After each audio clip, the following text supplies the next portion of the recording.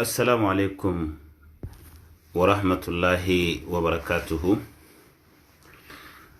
Mbalma pazi la meba bela jele ambe bela jele fo ka bela jele wala nyumando biye dimanche le 26 janvier 2020 ani titre sebeka blaka fo amba feka kuma way bonjour gimba kamara ani message sebeka blaka fo amba feka kuma dabalika ani subagaya ambaro anye laido tawye ka fo amba feka kuma subagaya kan ani dabali mbalma ou munde bam blani mbara nunu na chaque fois fendo be etardon abisoro fendo be etardon abika mogosoro yasa kaseka aubo degun kono wala sai kaseka don fana ka fo dabali ye munye subagaya ye munye adabukunde ye oye au kaseka famnya surala mbalma médecine traditionnelle page la me baga bela jele dabali aramaden de bake dabali jine bake ni fen fla de be dabali ke o koso Allah subhanahu wa ta'ala ye dabali ke dabali fo qur'ana kono katlaka aramaden fa ta fo mbalma aramaden de be ke subagaye jonde be aramaden de me subagaya la jine setane sugu jumaw be aramaden de me ya famu subagaya la o jine setane qualité ka chan mais subaga fana qualité be subaga do be amba fale ma ko nam o nam subaga nunu o dulu de be aramaden faga kaseka subaga ya kila ki faga kaseka subaga ya kila ka denreni faga kaseka subaga ya kila ya famu wa ki muso faga kaseka subaga ya ki era la ki e bana yasa ibise ka to ala chogomina ubo subagaya ke chogo di baro nya fo nya na shiete menena ka fo subagaya ya famwa kalande do fendo de be nyini kaseka odlan ka kiseka ke subagay ya famwa fendo de be seka dlan ya famwa kaseko fara nyon kan nibe ke subagay ya famwa par exemple mo be seka do donso ya latewa itseka do donso ya latewa donso ya be kalande ka fendo de me kaseka kai mogot sika ke docteur iba kalande ka se ka famwa ka kenin chogo ya ka kenin chogo yi mogot sika ke jien fen fo ye métier si ni ba ke fo ke ka kalande subagaya fana betendi subagaya dobe olu dabolembe ka aramaden nyenyini ki dabali mais subagaya dobe o dabolembe ka se ki inni yere toala amba fe ka kuma odeka subaga munun bo ke abe fuluma ka fo ko nam ya famwa jine munun bu deme ola ya famwa o jine qualité ou fana ambino o jine qualité ou bela jeren fo nyana mbalmaw bibi na bursi konnana ya famwa o bise ka demseni fitinin dugo de subagaya la kasoro ata kalama ya famwa o bise ka ke sabula ka da ka subaga o ka tonde do subagaya ye tonde o tonye munde sisa mbalmaw arama de nyoro dama do be o bodi nyini ndela ko kuma fo nyana arama de duskun et bien ya famwa aramaden duskuni bien ani kungolo zeme ya famwa ni mbebe se ka soro bibina aramado be ni mbe soro o de koso ibita halanga kaburuso nunu na mbalmaw ibita soro sukono na fe be mogo de yo be kokota ka jigi kaburuso la kata su wogo be ka yoro tige ba mo ko kelengele na yo mogo mina la sinye joli yo mogo mine ala sinye joli ba mako kata su wogo be ka fendo tigala jonde bu blala mbalmaw jonde be mogo blani mbarala ya famwa muru de be mogo blani mbarala ani somo de be mogo blani mbarala ani subaga jugu de be mogo blani mbarala ya fama parce que nous ba feka o barake pour que o kana seka harama denje chogo sila pour que o kana se ka aramadin je cogo si de la mbalmaw o be soro kanin bara de ke o be daga kura de nyini nya fo aw nyana o don won ngon nege bo kaba de be ka ko ya fa moi oui bon pour expliquer, bon, moi j'ai expliqué en Bambara parce que je sais que tout le monde, beaucoup de gens, ils comprennent des Bambara. C'est pour ça que je parle de Bambara. Sinon, moi, je ne suis pas en Bambara, moi je suis soniqué. Donc, mais il y a beaucoup de gens qui comprennent des langues de Bambara, c'est langue officielle du Mali. Donc, tout le monde il parle de Bambara. C'est pourquoi j'ai expliqué beaucoup de fois comment adresse mon vidéo sur langue en Bambara. Sinon, moi, je suis soniqué, Inch'Allah. Donc, je vais essayer d'expliquer comment adresse la prochaine en français ou bien langue sonique, Inch'Allah. Donc, on va essayer de continuer avec des Bambara parce que notre pays, c'est Mali. Donc, c'est langue officielle. Je pense que tous les Maliens, ceux qui sont nés à Bamako ou bien au Mali même, et tous, ils comprennent Bambara un peu. Donc, les Ivoiriens aussi, et tous, ils parlent aussi des Djoula. Donc, les Djoula avec les Bambara, c'est les mêmes choses là, Inch'Allah. Donc, je vais essayer de continuer avec des Bambara. Donc, on balmaou, donc aussi ça, on va sur kanin daga nous de nini kanimbara nous kou faranyon ka daga kono. Nous yo faranyon ka. Ouais, Soniké, oui, moi je pense que tu parles un peu à Bambara aussi. Donc, je pense que tu comprends Bambara. Jack Kanouté. Donc ça 600 ou be soroka o minanw de nyini subaga nyemoro ya famwa subaga nyemoro abe soroka aramadin duskun baro mogo do be nu be fatu dokotoro sola hali mal dokotoro sola u bake de la ka fo yon be mogo sato daji nyini u be mogo black u sara obita shu robo ka anye flatike ni muso do u bake ya famwa donc u be do kulotike u be do nuntige u be do dalanentige ni mbela jere nye bara feun de ye fen jugu bi se ka ke chogo mena armadewna donc nu ya dagat la fen chama de ben nege bo kaba numu ben nege gosi joro mena u bo nege bo kaba nyini sugu wolon fla bogo u bo nyini ya fama misir wolon fla bogo u bo nyini dugumena munu be kungo kono ya famu ya togo yidi dugumena munu be kungo kono ba fama ka fo kon tiginye o tiginye donc c'est ça o bogo o sira wolon fla u bo bogo nyini ko kala kaburu so wolon fla u be kaburu so wolon fla bogo fana nyini u bo bogo fana kala ya famwa demiseni mimbe na fatura musomani ya famwa amadelika cheko ke amadelika se chema delika sama no fatura o sembo o kumuru ana ase ana disi ana kunyafa ubo bogo fana che ubo fana kala fen chama be kala nin komba be cité video be na jenya kosobe be soro ko ke daga en konna ya famwa fendo be kungo kono no yesurku nunu yani fen chama be soro ko golo ni o fen chama kala ya famwa jonde bu blani barala uni jine ni bena baraka nyogon fe o de bu blaka ni mbenyini parce que jine do be nat se ka je ka baraka nyogon fe jamais ya famwa fo fe munum be ni bise kulu ki yere la na ale ba fe kana ima mbalmaw donc si ça maintenant c'est ça akana i jasira i kana sa ya famwa afinteni kani tora kana fo ikila donc si ça ale ba essayer de si ça ke dlan donc o fe on de nyini to fleni donc si ça no yo ke daga kono si ça o de ko se o ba mi ya fama ubami nu ya mi abe komi mogo mimbe na drokuta abe boire hakilila ya fama abe komi abe fanwere ani autie fankelen fe ya fama olo mogo mimbe na dloma na susisa donc abe boire hakilila ya fama abe fendo ko wakati atakala ya fama donc si ça subro ba essayer ya fama donc si ça ka essayer merci Ouattara Ahmed donc si ça subro ba essayer si ça ka o baraw de fara ɲɔgɔn ka pour que ni jinɛ ninnu bɛ se ka jɛ ka baara kɛ ɲɔgɔn fɛ donc sisan n'u y'a kɛ u yɛrɛ la sisan tɔgɔ dɔ de bɛ u bɛ jinɛ in wele n'o tɔgɔ ye n'u y'o wele sisan su fɛ sisan jinɛ in bɛ sɔrɔ ka na donc sisan n'u b'a fɛ ka taa subagaya kɛ dugu min na u b'a fɛ ka subagaya kɛ mɔgɔ min na u b'a fɛ ka kɛ denmisɛnnin min na u b'a fɛ ka kɛ mɔgɔkɔrɔba min na sisan donc sisan jinɛ in bɛ sɔrɔ k'u dɛmɛ o la subaga tɛ se k'a ka subagaya kɛ jamais dans la vie ni jinɛ m'a dɛmɛ moriket se ka ka mori barake jamais ni jinɛ ma dɛmɛ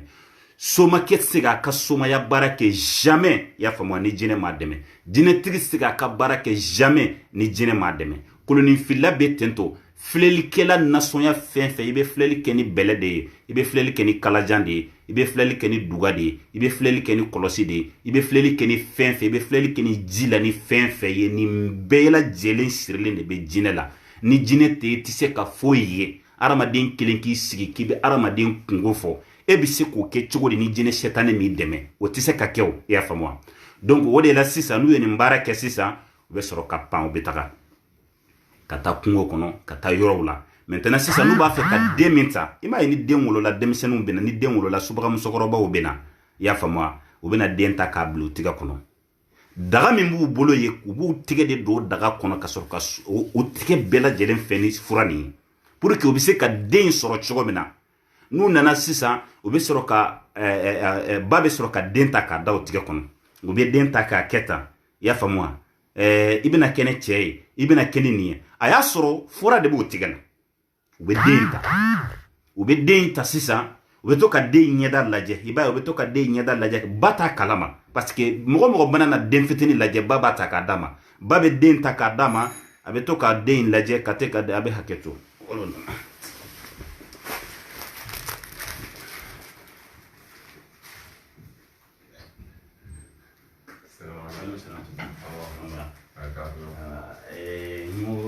video na direct na awo no na wali no ouais cher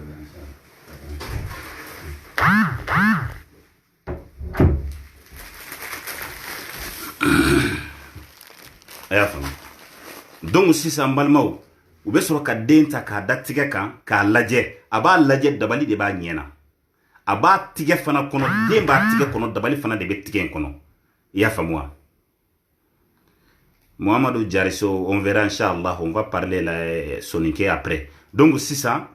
a b'a lajɛ n'a a ɲɛ ye subaga in ɲɛ dabali de b'a la subaga in tigɛ kɔnɔ den dalen b'a tigɛ kɔnɔ tantɔ dabali de b'a la i y'a faamu wa a bɛ ɲɛ min kɛ ka den fixe ka i ɲɛ jɔ den ɲɛ na a dalen b'a tigɛ kɔnɔ dabali fana de b'a tigɛ la subaga in tigɛ la a bɛ fɛ ka mun de kɛ sisan a bɛ fɛ ka den hakili de ta i y'a faamu wa a bɛ fɛ ka den hakili ta a bɛ fɛ k'a bana n'a y'a bana sisan bana in kɔnɔna de la sisan u bɛ se k'u sago sɔrɔ den na donc sisan wa mun kɛ sisan a bɛ den d'a ba ma i y'a faamu wa Jabi Mokhtar merci beaucoup i y'a faamu donc sisan o kelen tumana min na a bɛ den d'a ba ma n'a ye den d'a ba ma sisan subaga in bɛ wuli i bɛ taa sɔrɔ a dɔw bɛ yen groupe de nana ɲɔgɔn fɛ subaga ninnu groupe de nana mais minnu sigilen bɛ i y'a faamu wa u ka chefu den b'a bolo a bɛ ka baara min kɛ subaga tɔ ninnu ɲɛ b'a la o ɲɛ b'a la a bɛ ka min kɛ u b'a kalama fana a bɛ ka min kɛ donc sisan u bɛ sɔrɔ ka foli di ba ma k'a fɔ ba ma i y'a faamu wa donc vraiment an bɛ taa i y'a faamu wa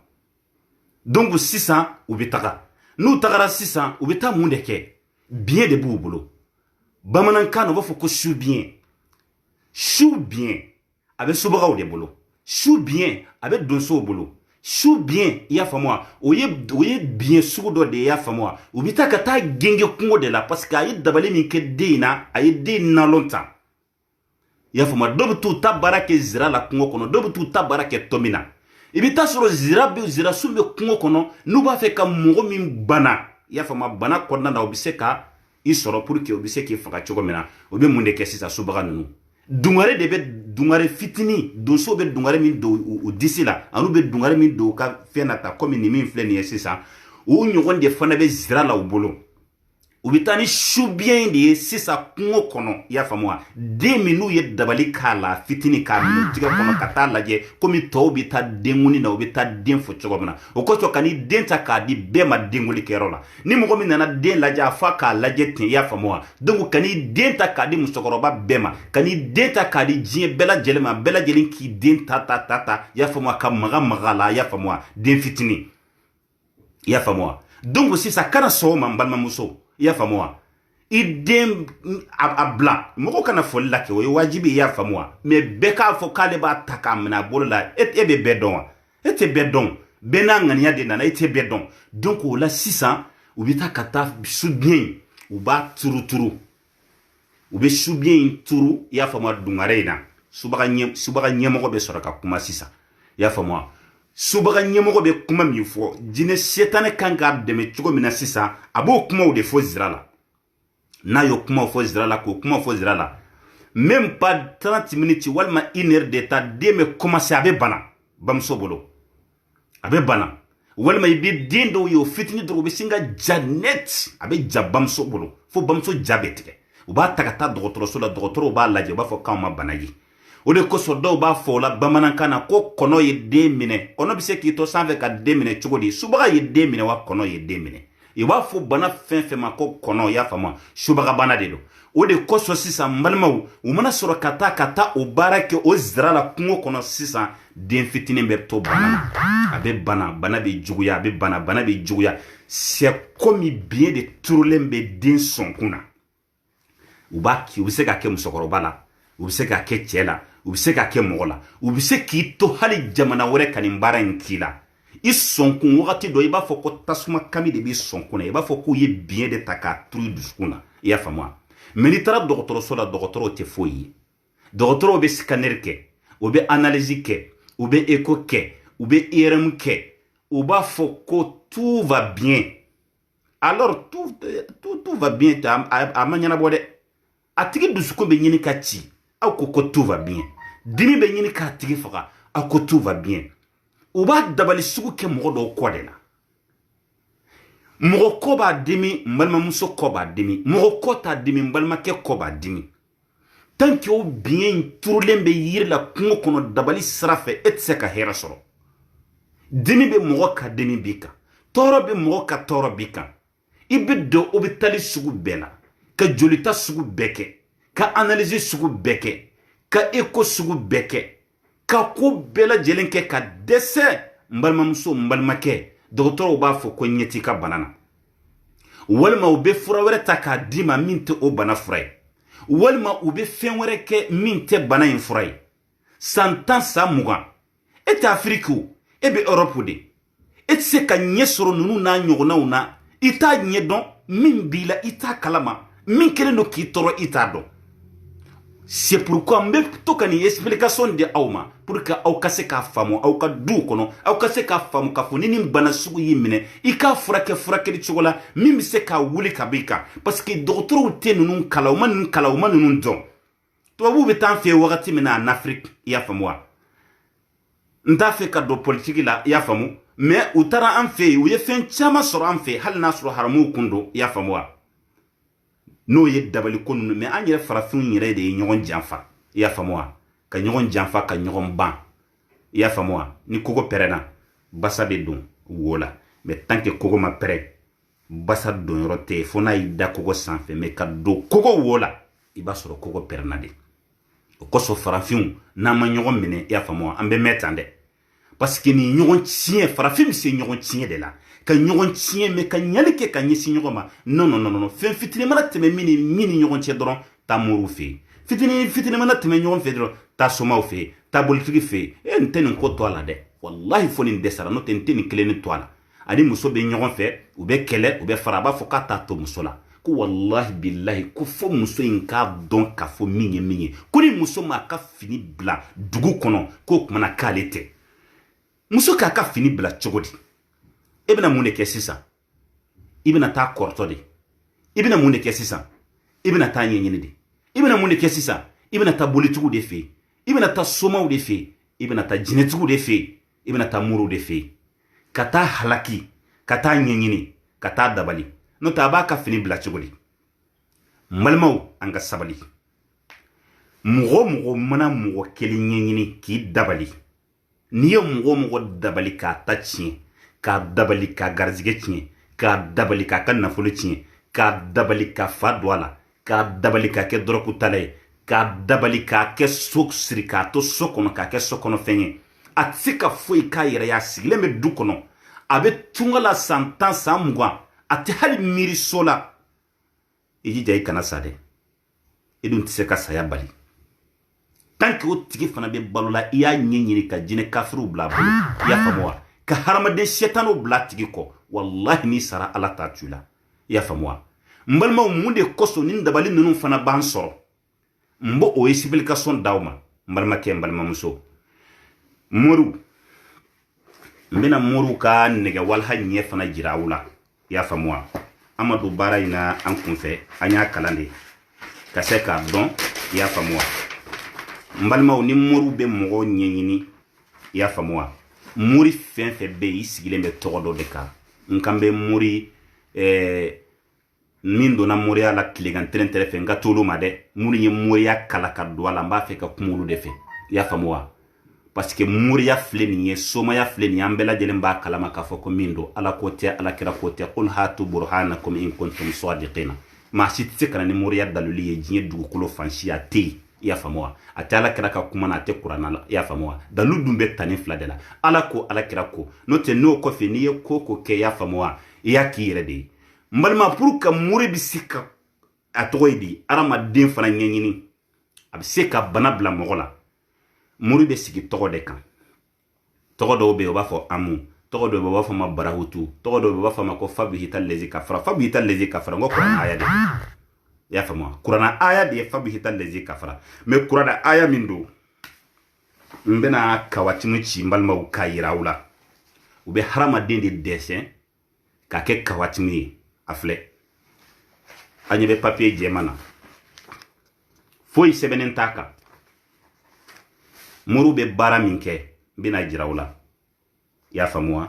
mbe dessin ke mbe kuma expliquer ye mbalmo mena dessin ke mbe tlaka kuma expliquer ye ya famwa fabu hital lezi kafara muru be ni be muri yake iskile me togodo de ka o togo ye munye u ba fo ka fo ko no ko o togo munum be ko ala togodo wallahi ala togote ya famwa ala togo gundo togo te ala togola ala kira kumbe ala wole ni togo muni ya bangelendo ya famwa me uba foka foku gundo do no gundo te ala togo te shetane togo de do mbalmo ngo fawnyana bo o shetane togo munu fana be ya famwa o shetana togo munu be mbalmo murike manana ala togo nyini jiem chewo chela walma na ala togo nyini muso la ya famu donc jine kafiri de do be mimbe ala togo imbara misala la 600 ne nyemoyi jama mimbe nko akacha mbega kuma jine o ka niveau de ka 600 o jine nunu 600 murike aba fe ka do muria de la faut que aka togo kelen de choisi abse ka bara kelen mingi o togo kelen o yi jine nyemogo do de togoyi o jine nyemogo yi jine jama mimba ko akacha ma babi wolon flay ya famwa bo dongo 600 murike tise ka don o bara la faka ke kafiri o koro ye munye murike mana fo kabe do bara la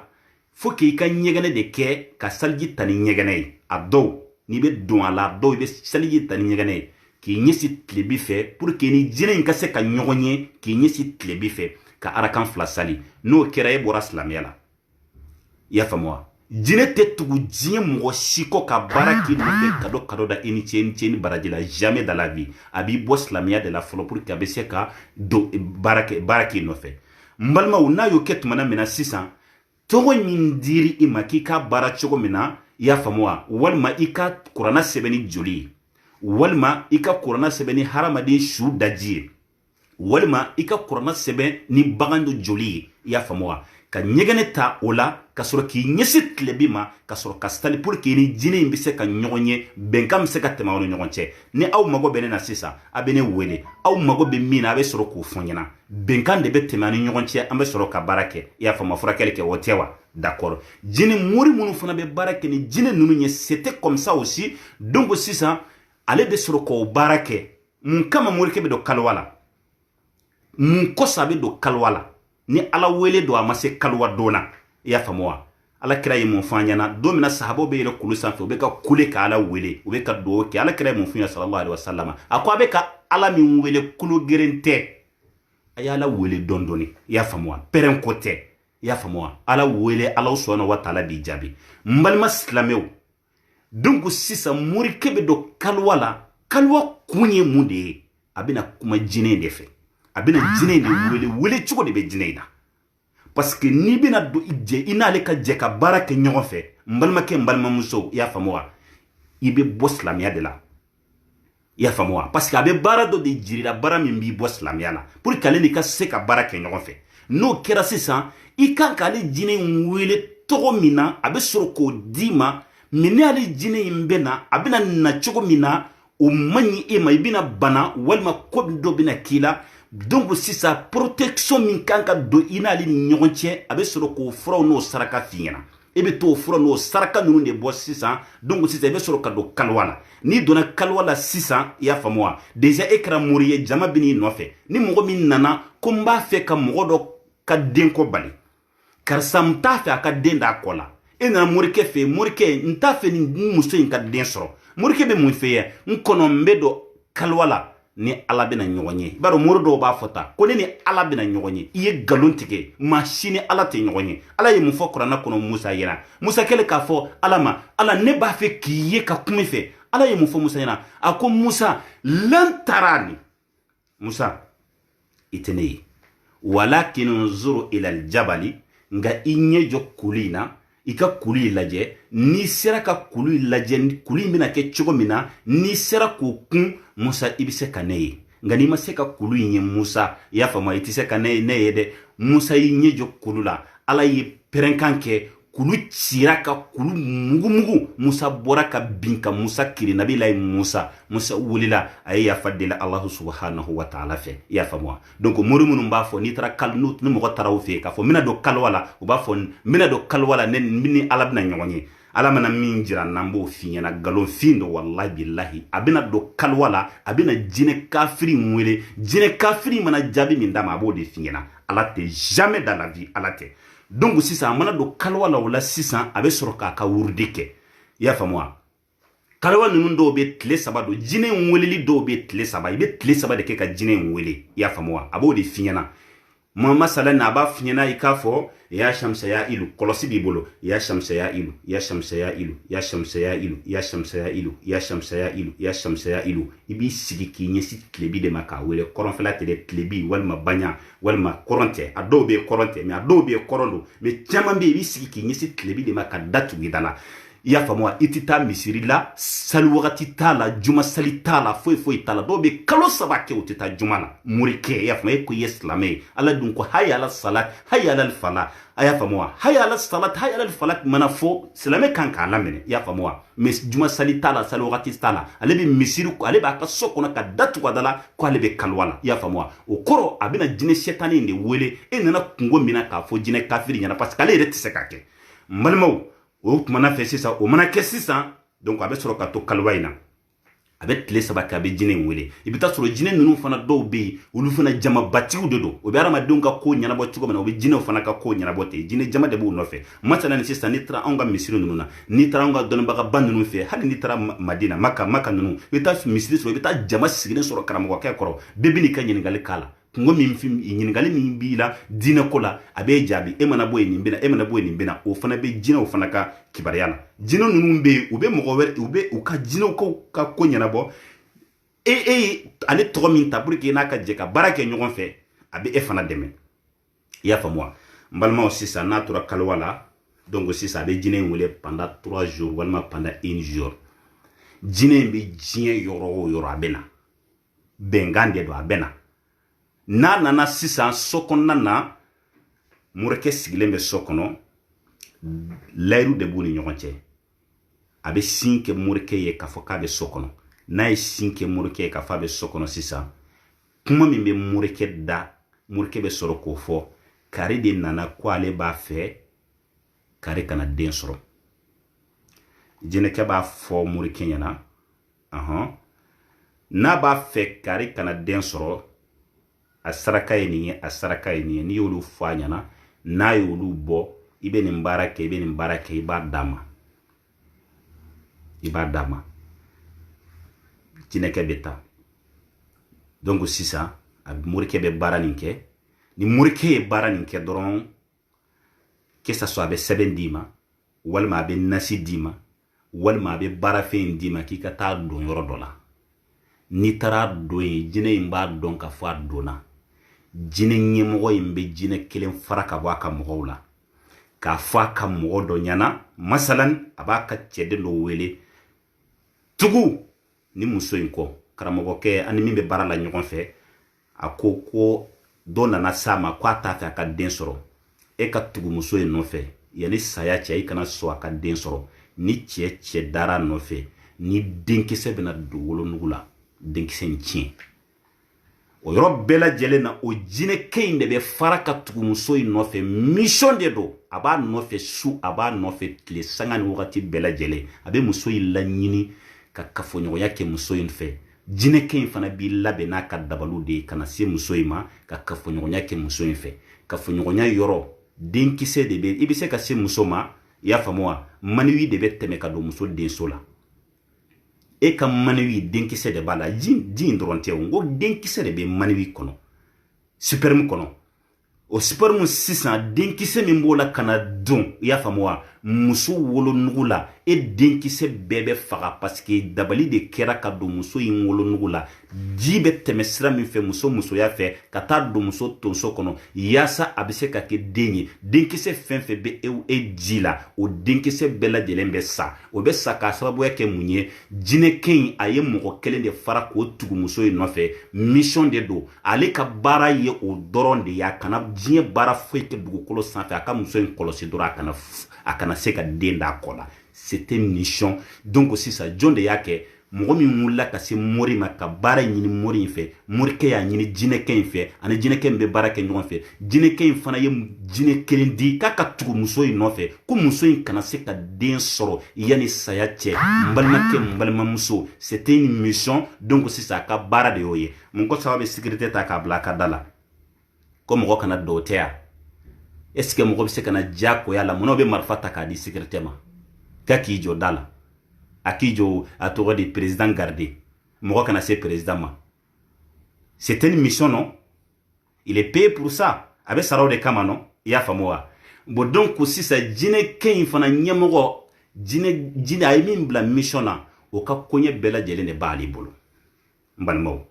c'était une mission i y'a faamu wa donc sisan a bɛ kɛ nin cogo de la n balimakɛ n balimamuso i jɔ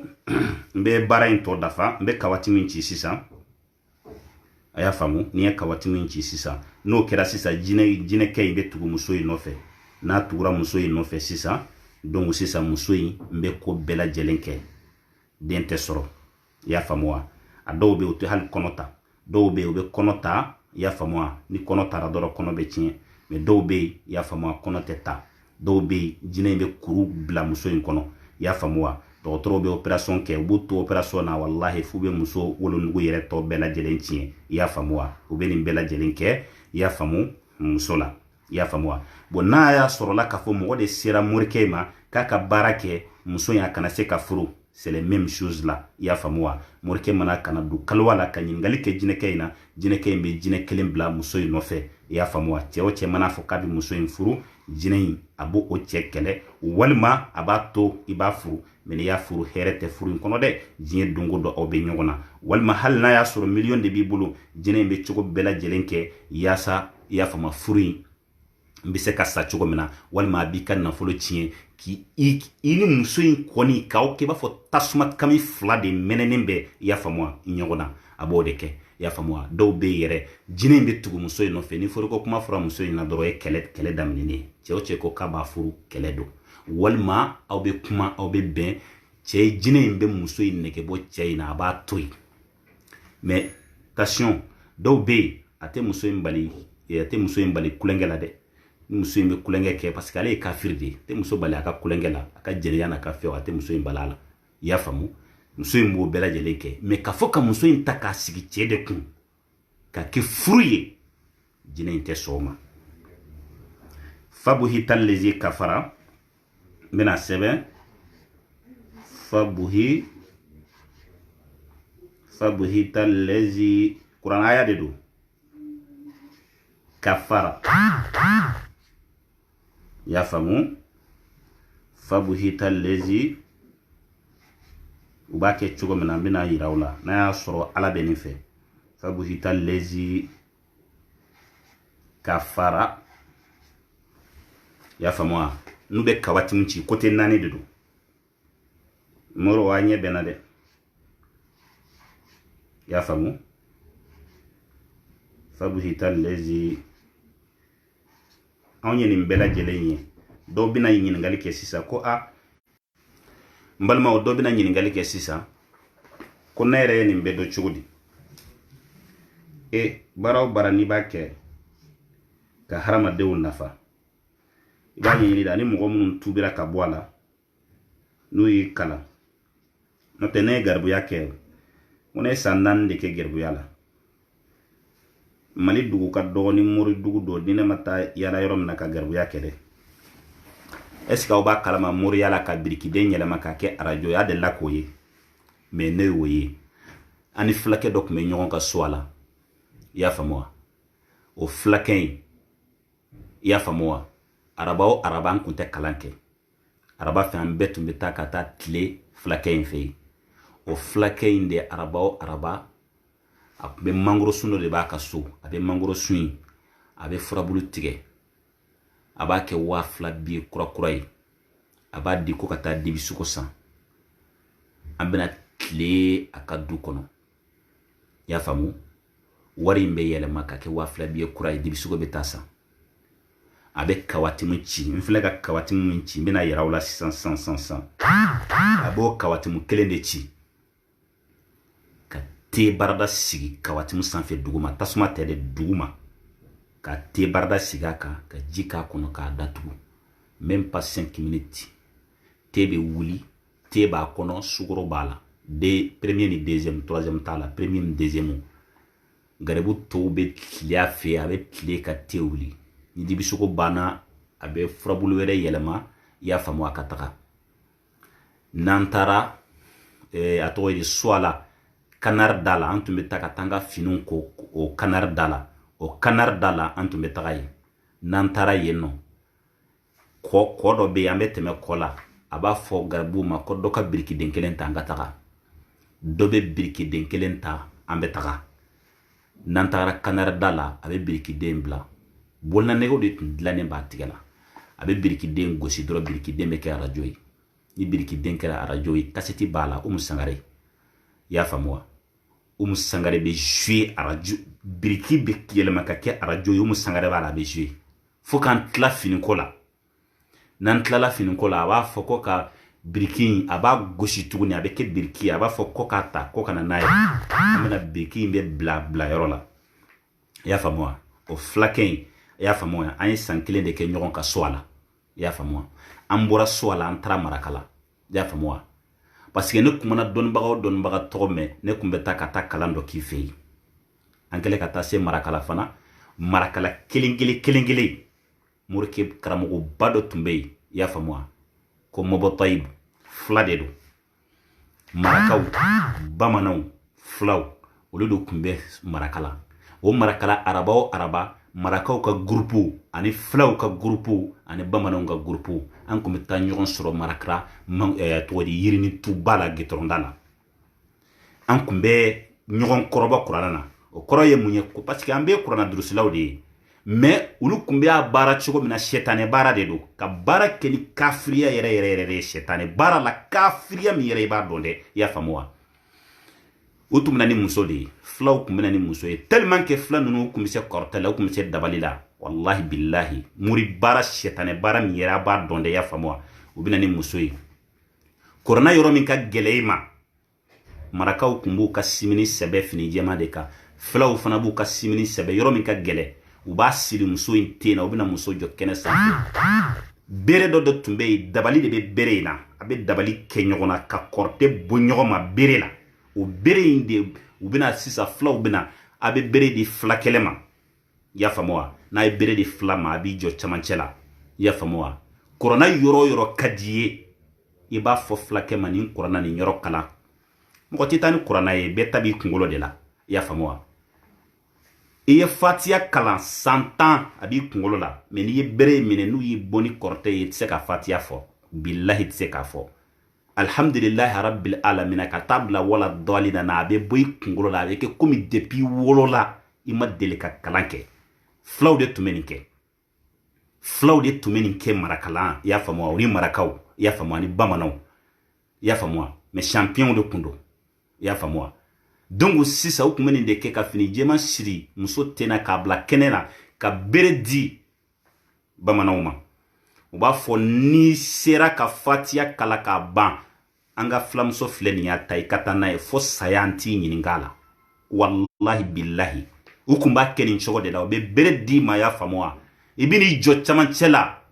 abbe dabali bona wallahi billahi abbe muntagimu kela ubu nyejo nyena ka bere tibulu billahi tse ka fatia fo wallahi tse ka fo ibe sanfala laje ka dugumala laje c'est-à-dire doni fefe bi kungolo la bebe sama ka bi kungolo la itise ka foi fo ya famwa malma wode koso wallahi ama sihali ama da korte yere ama sihala atlante ma folo wallahi an bina dabali kechogo yirawula ya famwa munun be ya famwa ambe katana dondoni yasa au munun be jien kofe ya au kase ka famu ka fo dabali fenni ake kunyodi ya famwa donc sisa ubo de ke jama bina ke ka yirni korla fa dep marakala markere do merekere mo mun ye garbu yake marakala o ba kala ma ya famwa donc sisa on tara ka tableau de la o ya sura on ta kala ne kun ta kala ma ka fo ko muriya ye femire ya famwa yala de nana to ya famwa an kele ka se maraka anni kalande kele ka nyogondo ola ya famwa don de la ni min tara nyogon fe kalande yala ya famwa an sigilembe don de la do de snagi kanto ko ko muriya haramu yede asnanga nto kele nwele flaken mi me biriki gosi asnanga nto kele nwele ko naya andana ko jike palankono e jike palankono ako tibolo fa charbon kana nini min mbola kata kala na nyogon fe tari bolo fa charbon akwa ke jila yake jila akwa datuga ya datugu mirti fla akwa daele jibele manaka ke bomboye ako ka damine sisa fo sufe bomboye na kadiya benyimi ya famwa o marakala kilingele inde la ya famwa o flakende kumeta jida la dole ibara an kumeta wakati an kume jegede mine ka fere ka se ka nyire balo amta garbu ya kamta jo mogo kadala o be toni basini fenya gami kadama mbadu ale flakende kumban wala ambe ta badala marakala badala ya famwa dole bambulu ya famwa aba fi makika tumudo dole na ibe tumudo dole na aba fo ka film bajila marakala bajila ibe dolen fili bajila aba fo ka tufa ya famwa niko ko jega min kadiye ibe bono de jega min kadiye ya famwa aba fo kika fo niko nebe manogo de fe aba fo dolen fili jila ibe dolen fili jila aba finyina ko ma atufa ibe fe ka boni manogo de aba fo hombe fe ka boni manogo de iba tufa ibe boni manogo de niko ibe boni tebe ibe boni tebe de niko ibe boni tiginye ibe boni tigide niko ibe boni sale ibe boni sale de nimbe kunye munye nimbe dabali de nimbe ye munye nimbe ka barake ni jine ya jine o de ba no fe ya famo be barake benkande do benkande temena oni nyokonche jine nunu ye min fo ale ya ale sonoma ale fana be min fo jine o ye ale jine o fana sonoma ya famo me fleken kunte salu murde kundo me wallahi billahi kunte sali akmeni mbela jelinke me atunte sali mo mi te sali o te slame anga slame dine min fo anyana atunte sali ya famo atunte sali ode koso muriya mo fenfe sigilembe muriya kai sigilembe fendo deka e sigilembe fendo deka note ala kote ala kira kote ya famwa itsikana ni daluye fan shife ka fokabe daga qul hatu burhanakum in kuntum sadiqina munu be sansa bake kala wala jon ya funyina ala de ya funyina wa ala kira de ya funyina wa aborani parce que malien be barake ni fendo de en africain be barake ni fendo de ko mfa ukumbake nga mo kumbake o daluye wa we daluyewa ala mo fanyana qur'ana kono ka fanyana ka fo konno ambi dine baro barake kunfe baratew ya famwa meni dine kafiri nunu ndebe ni mbela jelinke ya famwa ka singara ma dinke muri bayki ke jamatigi baye jamabe kuli no fe ya famwa ngwa furaw de be abaro de be metla ka fo nyoro murike ka seka jama so yoro ni kele ya famwa ngo abi jama de bara ubita furaw ta mini sugu konnawla jama ke yoro la ubita kata barota ya famwa ibita kata abara bugude shaka kilingile mi kumfle ni segu bugude saka jama mi kumba no fe na fono mi kumba bolo mundo ngo muri bara dedo atere kata alfa siri fe bereta ye mune fanyana alfa siri bereta kwa ma ko shaka ibe fe kani muri ya bara mi ke ka jama soro yani sayachi akuni yeni tete sinyana ma soro de bugude shaka ye mu fanyana akonga na shistro ne ka toko soro ya famu anga toko soro jie be kan toko fo ako basi tay muri bara nke kadama ko tana ikungo kono ikata sigi kungo kono aya bara tubani de la tubani kilingele ya famwa tubani jema bara inkira tubani jema de la kata tabla yiri la kungo kono atara bla yiri la usigira kalaje même pas 5 minutes ya famwa u kunte sankole ye tuguni kono chaya fe kono nana ke ka yiri sanfla befa ya famwa u te sanfla ya famwa murke dinga ko ma ko bugude saka ko na la toya ko nin toyde ya fama ni manin toya ko ite sinya ma soro de parce que ni kono jama min fleni ibina ni jama bede soro mais ni yenin ta ite sinya ma soro de bugude saka e mu de faya akoni mago foi tola ne ka to soro doron nga to soro nga jama soro ya famwa donc sisa wi ay bara inta atarani bara yin ya famwa jama tura no fe hali shini ya fa bugude saka utaka histoire fo segwa abi bolo do a posi kona a bolo be boni wari jonde o barake ko dama kolendure wasolo kolendure tumbe wasolo o de tumbo barake kaga o de kumbe nambara wala wula be bobo la kuma na ya ka barake abe bobo gosa kungolo la aba fo bobo ma kuma e fa ko kiye bobo e fa be ki wele munate kuma e fa la mene ni bobo kuma na o do fo ka ta se sama te ke bobo yi o fana kunye jina o ka barade akele kase bugu de chaque afele kase atro di fin feye ko le ndure fe kale be jie dawla nyina le salen ko fe san ba keme mo kale to fo ya fa moi ko le ndure ko ma ko ne se ka bara kele ke menet se ka bara flanan kede mbi blakata kanga shegu ba fe la jine ne kramo do me bugu de saka dalu kene mene fe ya mo te to soro no tede ako ye mu ya ko na folo dalu ya fa moi bugu de saka ko na folo dala ko mbo fe akombi ka konye jira alala donc bugu de atoy di kono ndude abaga ko jumen jira ala la tina jira ala la de abina do kalwa de la ka jine nunu wele o kele ke tumana mina sisa jine nunu wele ka barake ka ke firi mugo jela ka di bugu de sagama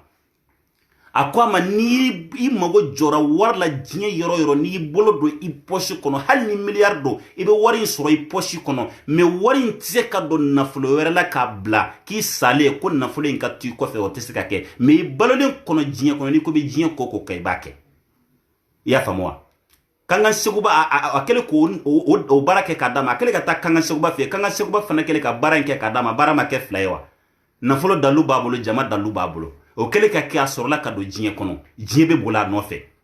me kanga sigba e munde fanyana ako ni ka laharata bana sera ako ka tubani ni fle ni ka dalul de be tubani na tubani ata nyesi koron jamais me ni banana shinyo shin ni ka tubani ya nyesi koron fe banao banana o ka laharata bana i ka do ka fo isa kuma sera ya fama isa kuma sera nga ni banana ni tubani ko ni ma nyesi koron fe la fe ite sawo banana me ni banaw bana yisoro ni ka tugani ya nyesi korofe o yika lahrata banay atrani tugani ye ka tugani imbla aya ka nyarama yake ka ba asawati sele ya banana sinye dola segu tugani nyesi korofe aya dogoni wele ka fa dogoni nyana ko ne a dogoni to ko Sulemani ako Sulemani ne ka jinye manga jama min ben nofe nga jinye mangani nga jinye nafulutigi yani nga jinye fembela jele adalulu beni tugani ndela mba nye fiye ni bise kamara adogoke kwa makwale tise kamara kone tise kani mara de ntise kamara ya famua kon tise kamara parce que doni ba do mimbala akoka tise kamara uya banabato de takado mobili kono yanu kasene bamako bugude shaga fatura adalen fleni nyar la kaburu dona ni bi kunte aka kaburu don aka kaburu kuma yorom na ni kun sere wakati be tonso kulu de soro ya fama yirila aka kaburu yorona ni mbe ka jine kafiri baraw de shetane baraw de do ya fama muri be ba fu muri kangara asiglembe ni ndeka ni jine kafiri de be barake nyokon fe tête à tête ntake ngi take ni tseka to bara la jamais qui be keslamé qui be ke mumniye jamais dans la vie mkoso muri banu fefebe nu be sauba fu do nyana ka fo ki kana muri barake ni den ko chugo ka be muri barake aba fo ko kana so muri bara made kana so ni maya famoa ni ko be bara inke maya fima fo den nu be boli ka ta yoro wore ka ta muri barake no ta teso a den ka muri barake pourquoi ni fenyman do bi den bale ka kewa ne kran na flotiki bay kran milliardaire sato ne gi den ko ka be do jagola bi bakaka do jagula donc finyina ma de te o de ko so teso balma on be barato laban ko mo be kan kono ka kawatini nyirawla ya famwa ko be jien kono de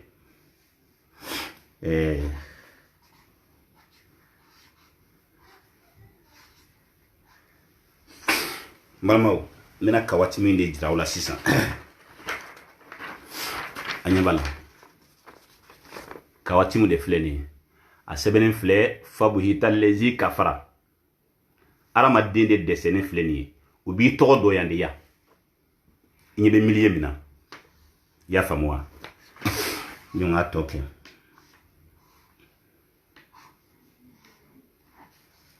ya famuwa n'u b'a fɛ ka hadamaden min ɲɛɲini k'i dabali muru k'i da nɛgɛ walaha sanfɛ walima ka t'i don dingɛ kɔnɔ jinɛ kafiri k'i tɔgɔ ta ka taa n'a ye u mago bɛ min na k'a k'i la u ka se k'o kɛ ni ala sɔnna ma u b'i tɔgɔ de don yan u b'i tɔgɔ de don nin kɔnɔ n balima cɛma n balima musoma n'u y'i tɔgɔ don nin kɔnɔ nɛgɛ walaha de bɛ yen zirama bɛ yen zira bɛ yen i y'a faamu wa nɛgɛ walaha zirama bɛ yen u bɛ taa u bɛ nin sɛbɛn ni daba de ye ka sɔrɔ k'a da tasuma sanfɛ su kɔnɔna fɛ ka sɔrɔ ka kɔlɔsi ta ka arakan fila sali k'o ɲɛsin kɔrɔn fɛ n'u b'a fɛ ka fa wuli la n'u b'a fɛ k'i caw caw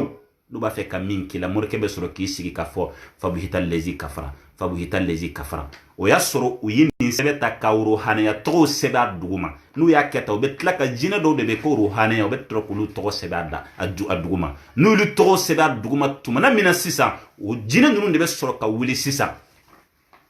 n'i bɛ kɔrɔn na u bɛ yɔrɔ ɲini n'i bɛ tilebin la u bɛ yɔrɔ ɲini n'i bɛ diɲɛ fan o fan balima u bɛ sɔrɔ k'i yɔrɔ ɲini i y'a faamu wa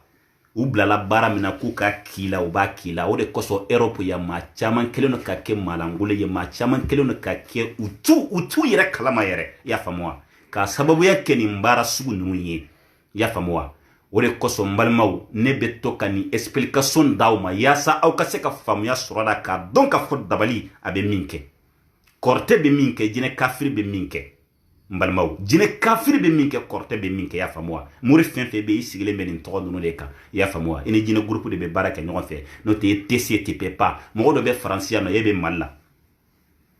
i b'a fɛ ka kojugu dɔ k'a la e bɛ se ka kojugu k'a tigilamɔgɔ la cogo di k'e to mali la ni jinɛ kafiri m'i dɛmɛ pourquoi i bɛ se k'a kɛ cogo di tu peux jamais le faire i tɛ se parce que jinɛ dɔw bɛ yen ala ye min fɔ minnu bɛ pan kama bɛ minnu na olu bɛ se ka pan ka bɔ jamana ni jamana ka se ka taa baara k'a tigilamɔgɔ la ni k'a tigi bali furuko la o bɛ se k'o kɛ k'a bali denko la jinɛ in de bɛ tugu a nɔfɛ k'a bali o la o de kosɔn mɔgɔ minnu ka problème fɔ n ɲɛna tuma dɔ la e b'i ka problème fɔ i y'a faamu wa i bɛ n wele whatsapp la walima i bɛ n wele Mangane nin bɛ kɛnɛ na nin bɛ kɛnɛ na nin bɛ kɛnɛ na min don ne b'a faamu i y'a faamu wa a kan ka furakɛ cogo min na ne b'a faamu directement ne bɛ n tila fura de ma k'a dilan i y'a faamu wa parce que tuma dɔ la ni ko n b'a expliquer hakili t'a ta mun kosɔn n bɛ video kɛ ka nin yira mɔgɔw la mɔgɔw ka se k'a faamu n'a problème bɛ mɔgɔ min na ni ko i b'a expliquer a tigi b'a faamu déjà a y'a kuma mɛn ka tɛmɛ c'est pourquoi mɔgɔ min fitinima bɔra Afrique ka na Europe nin ko sugu ninnu e k'a faamu a ka gɛlɛn trop a ka gɛlɛn i kunkolo la i k'a faamu i y'a faamu wa i tɛ se k'a faamu ja faamu wa mori fɛn fɛn sigilen bɛ diɲɛ kɔnɔ o bɛ sigilen bɛ nin de kan i y'a faamu wa diɲɛ yɔrɔ o yɔrɔ i y'a faamu wa n'o tɛ i tɛ se k'a fɔ alakira ka jama la ko mori kɔni kun b'a la hali ni fa wulila la i tɛ se k'o fɔ alakira ka sahabaw la alakira ka wagati i tɛ se k'o fɔ i tɛ se k'a fɔ fana kɔni k'a fɔ ko alakira ye kaliwa kɛ i bɛ se k'o fɔ i bɛ se k'a fɔ ko alakira ni jinɛw ye bɛnkan kɛ i y'a faamu wa k'u bɛ baara kɛ alakira ye wa i bɛ se k'o mɛn yan i tɛ se k'o mɛn dɛ i y'a faamu wa o de kosɔn ala ka kuranɛ ko inna allaha la yaghfiru an yushraka bihi wa yaghfiru ma duna zalika liman yasha wa man yushrik billahi faqad dalla dalalan ba'ida balimaw bɛ video tɔ tantɔ a balimakɛ do docteur Mangane ne ye rukiya kalan n ye min kɛ diɲɛ kɔnɔ ka nin ko ninnu ɲɛɲini a cayara kosɛbɛ bi de n bɛ ka taa n'a ye dɔɔni dɔɔni n'o tɛ n ka baara ye fɔlɔfɔlɔ min ye médecine de kalan kɛ fɔlɔfɔlɔ ne ka diplôme filɛ nin diplôme ka ca n bolo dɛ diplôme ka ca n bolo nin ye n ka médecine traditionnelle diplôme ye i y'a faamu wa nin ye Abidjan ta ye phytothérapeute ne bɛ se ka fura dilan comprimé la n bɛ se ka dilan cogo sugu bɛɛ lajɛlen na parce que n kalala o la o livre min bɛ n bolo fura kɛcogo livre min bɛ n bolo ka tila ka dɔn n'i bɛ médecine yɛrɛ b'a daminɛ cogo min na u ka kalan kɛcogo y'a faamu wa n y'o de kalan kɛ o diplôme filɛ a ka ca kosɛbɛ koyi dɔ wɛrɛ fana filɛ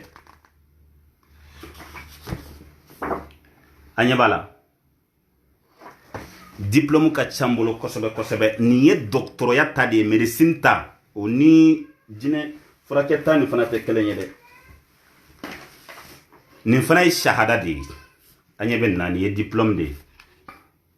a y'a ye i y'a faamu nin ye shahada ye nin ye arabu ta ye i y'a faamu wa donc kunfɛ kuma tɛ i y'a faamu wa wallahi kunfɛ kuma tɛ n bɛ ka nin fɛn fɛn fɔ a ye na c'est une réalité nin ye réalité de ye mɔgɔ minnu bɛ page kan u b'a dɔn ça c'est une réalité de do ya faamu wa min bɛ yen n'a bɛ kɛ normal Mali sigilen bɛ nin de kan diɲɛ jamana o jamana Burkina Mali Sénégal Côte d'Ivoire Benin Nigeria i y'a faamu wa nin baara sugu ninnu de bɛ yen hali a moriya baara nasiraw a bɛ tubabuw bolo hala moriya baaraw a nasira bɛ tubabuw bolo parce que jinɛ kafiri bɛ fan bɛɛ lajɛlen fɛ jinɛ juifu bɛ yen jinɛ yahudiya bɛ yen jinɛ silamɛ bɛ yen jinɛ kafiri bɛ yen jinɛ munafiki bɛ yen diɲɛ bɛ cogo min na jinɛw fana bɛ tentɔ de mais jinɛ ka ca la groupe de bɛ yen i m'a ye u b'a fɔ ko amu bɛ mɔgɔ faga wa o ye jinɛ tɔgɔ ala tɔgɔbaw k'aw yɛrɛ ka kuma ko ye ala tɔgɔba de ye o jinɛw bɛ mɔgɔ faga parce que n'i y'o tɔgɔ in kala k'o dɔn i tɛ jɛnɛya kɛ i tɛ nkalon tigɛ fɛn caman bɛ yen i t'olu kɛ o jinɛ pouvoir min b'o jinɛw la c'est trop mori bɛɛ tɛ sɔn k'a kɛ yɛrɛ n balimaw moriw k'a dɔn k'a fɔ aw bɛ ka baara min kɛ aw yɛrɛ juger aw k'a dɔn k'a fɔ aw bɛ ka baara min kɛ ni silamɛya bɛ sɔn a ma hali hɔrɔnya yɛrɛ tɛ sɔn a ma ni maa min nana k'e ka maa dɔ ta tiɲɛ e b'o ta tiɲɛ ni maa min nana k'e ka garijɛgɛ ko kɛ e b'o kɛ ni maa min nana k'e ka mɔgɔ faga e b'o kɛ ni maa min nana k'e ka mɔgɔ kɔnɔ tiɲɛ e b'o kɛ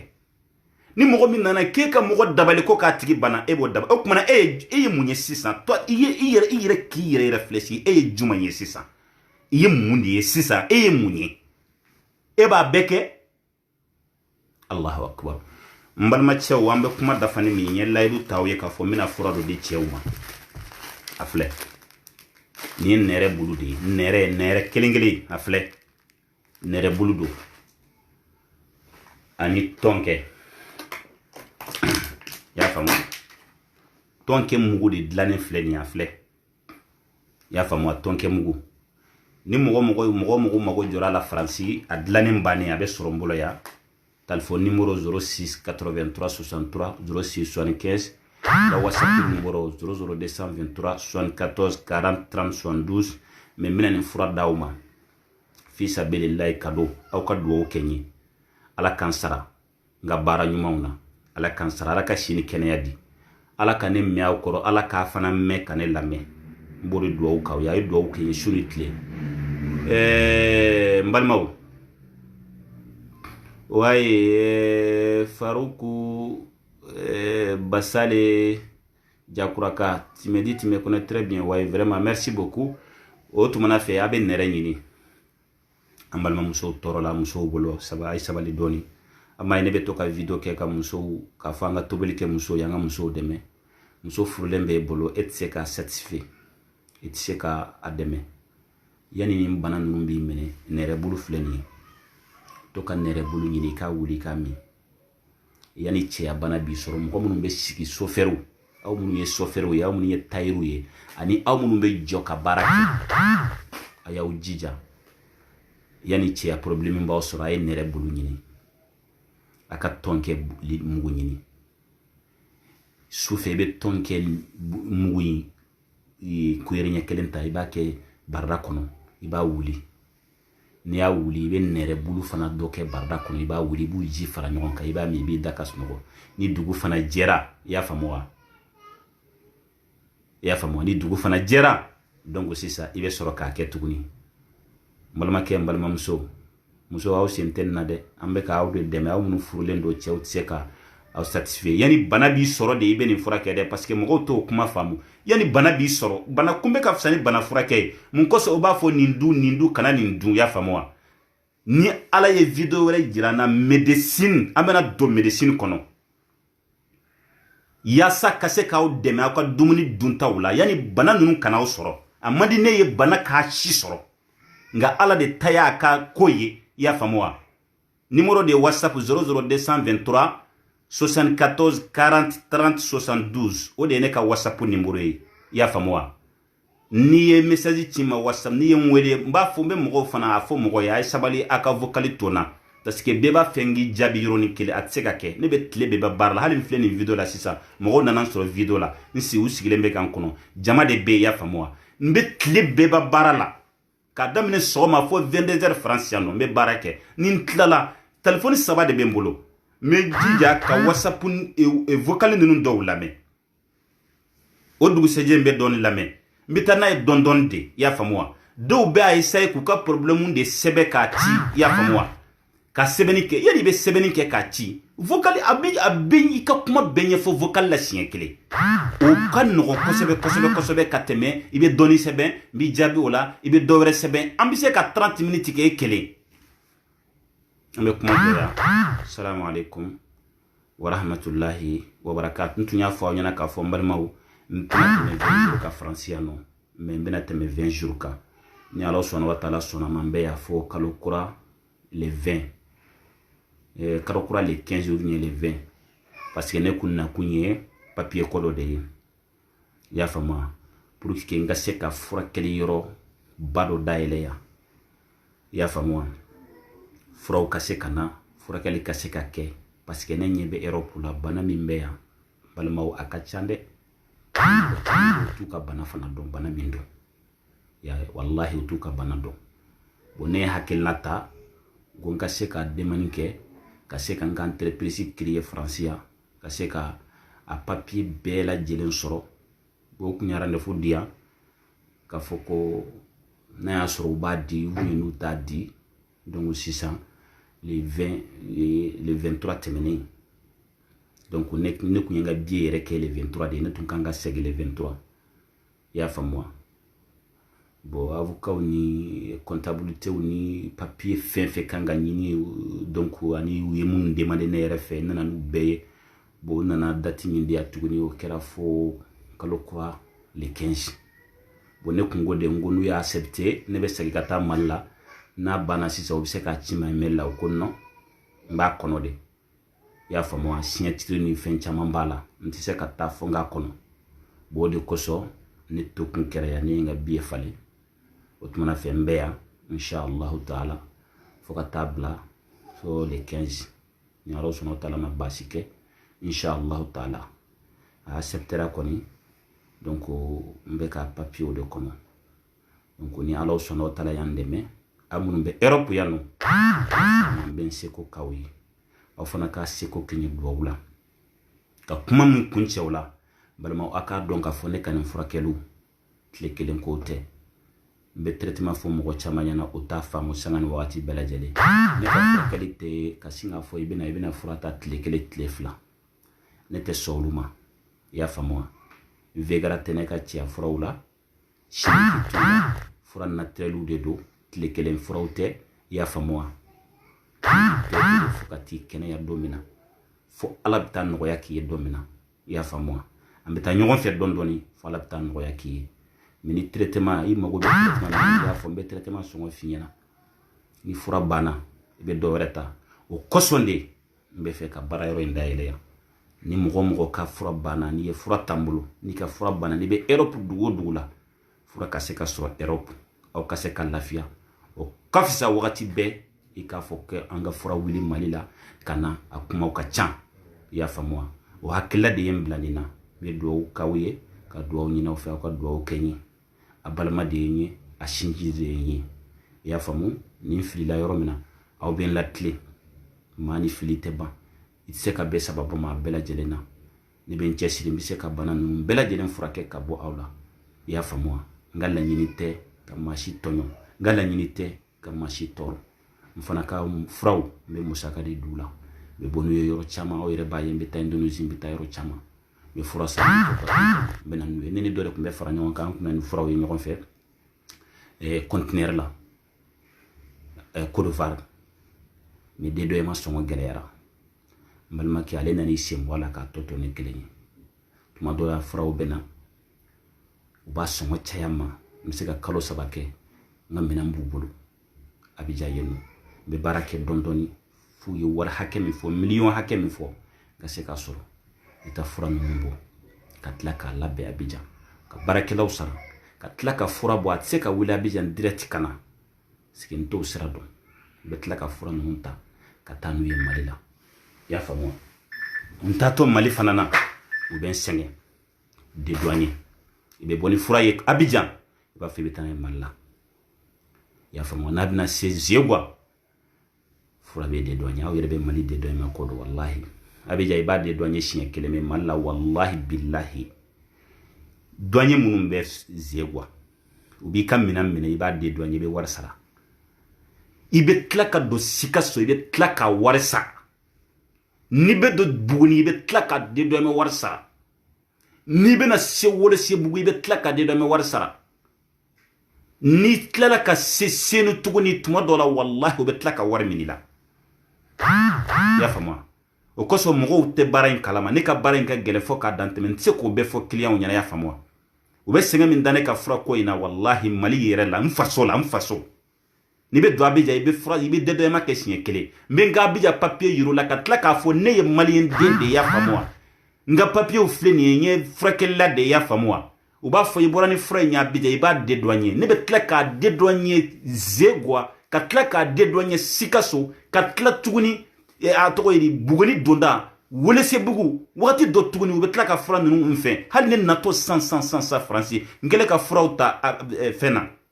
i y'a faamu wa ne ni kare sofɛrikɛ tun bɛna kɛlɛ sonifokɛ tun bɛna kɛlɛ depuis u kuma n ka minɛnw dɔn k'u ma n ka minɛn fɛn fɛn filɛ ne bolo a bɛɛ fura de a bɛɛ farafin fura de i y'a faamu wa ko n balimakɛ k'i bɛna wari caman sara sira la dɛ i y'a faamu wa n ko j'essaie n bɛna wari caman sara sira la parce que nin tɛ n voyage fɔlɔ i y'a faamu wa mais an ka taa i y'a faamu wa an ka taga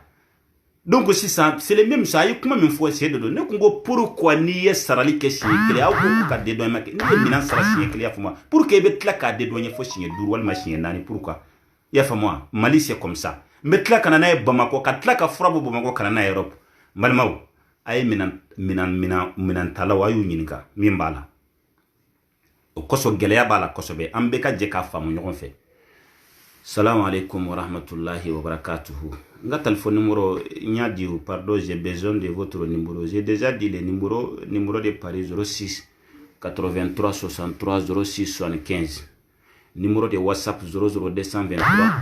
74 40 30 72. Assalamu alaikum wa rahmatullahi wa barakatuh.